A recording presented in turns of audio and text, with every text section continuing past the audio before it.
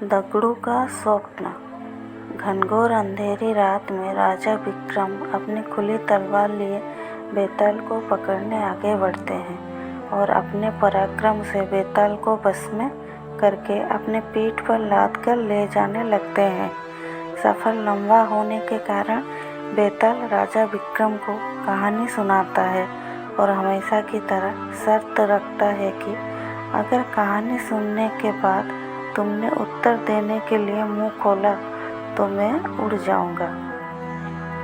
बेताल कहानी सुनाना शुरू करता है। चंदनपुर गांव में एक वृद्ध स्त्री रहती थी। उसका एक बेटा था जिसका नाम दगड़ू था। वह स्त्री नए पुराने कपड़े सिलने का काम करके अपना और अपने बेटे का पेट पालती थी। दगड़ू एक कामचोर और आलसी लड़का था और दिन रात सपने देखा करता था। दगड़ू के साथ एक बड़ी परेशानी थी कि उसे अक्सर बुरे सपने ही आते थे और जब भी कोई बुरा सपना आता था वह सपना हकीकत बन जाता था। एक दिन दगड़ू को सपना आता है कि कुछ लोग नवविवाहित दंपति और बारात को लूट रहे हैं और उनसे मारपीट भी कर रहे हैं। दगड़ू ने जिसे सपने में देखा होता है वही दुल्हन बनने वाली लड़की अपनी शादी का लहंगा सिल जाने के बाद वापस लेने दगड़ू के माँ के पास आती है। दगड़ू फौरन उसे सपने वाली बात कह देता है। वह लड़की अपनी माँ और ससुराल वालों को यह बात बताती है पर सब लोग इस सपनों वाली बात को वहम समझकर अनसुना कर देते हैं। शादी के बाद जब वर वधू बारात के साथ जा रहे होते हैं तब सपने वाला वाकया सच में घटित हो जाता है और इस पूरी घटना में दगड़ू पर आरोप लगता है कि वही लुटेरों से मिला होगा, वरना उसे कैसे पता चल सकता है कि ऐसा ही होगा। और शक की बिना पर सारे लोग मिलकर दगड़ू की खूब पिटाई करते हैं। इस घटना के कुछ दिनों बाद एक रात दगड़ू को सपना आता है कि महलों में रह रही चौधराइन का नया मकान गृह प्रवेश के दिन जलकर खाक हो जाता है। तभी अगले ही दिन चौधराइन उस मकान को बनवाने की खुशी में लड्डू लेकर दगड़ू की माँ के पास पहुँचती है और गृह प्रवेश समारोह के दिन जलसे में आने का न्योता देती है।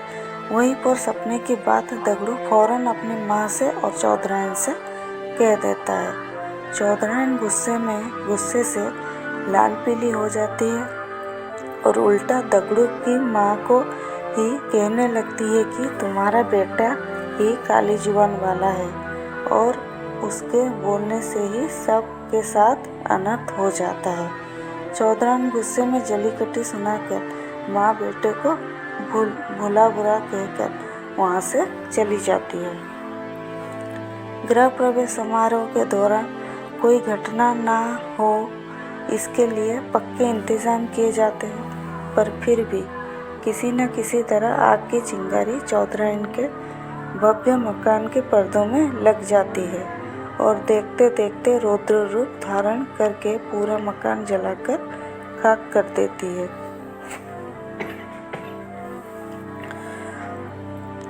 क्योंकि दगड़ू इस बारे में पहले ही बोल चुका था इसलिए सब उसे काली जुबान बोल उस पर टूट पड़ते हैं और जैसे उसे मारकर गांव से निकाल देते हैं। दगड़ू समझ नहीं पाता कि लोगों को सच सुनकर उसी पर क्रोध क्यों आता है। खैर दगड़ू एक दूसरे राज्य चला जाता है जहां उसे रात के पहर में महलों की चौकीदारी करने का काम मिल जाता है। वहाँ के राजा को अगले दिन सोनपुर किसी काम से जाना होता है इसलिए वह रानी को कहता है कि उसे सुबह जल्दी उठा दे। दगड़ू रात में महल के दरवाजे पर चौकीदारी कर रहा होता है।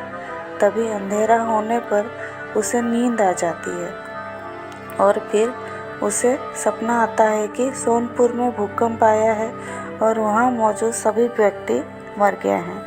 दगड़ू चौंक कर जाग जाता है और अपनी चौकीदारी करने लगता है। दगड़ू सुबह राजा को सोनपुर जाने की बात सुनाता है। तभी उनका रथ रुकवा कर अपनी स्वप्न वाली बात राजा को बता देता है। राजा सोनपुर जाने का कार्यक्रम रद्द कर देते हैं और अगले ही दिन समाचार आता है कि सोनपुर में अचानक भूकंप आया है और वहाँ एक भी व्यक्ति जीवित नहीं बचा है। राजा तुरंत दगड़ू को दरबार में बुलाकर सोने का हार भेंट देते हैं और उसे नौकरी से निकाल बाहर करते हैं। इतनी कहानी सुनाकर बेताल रुक जाता है और राजा विक्रम को प्रश्न करता है कि बताओ राजा ने दगड़ू को पुरस्कार क्यों दिया और पुरस्कार दिया तो उसे काम से क्यों निकाला।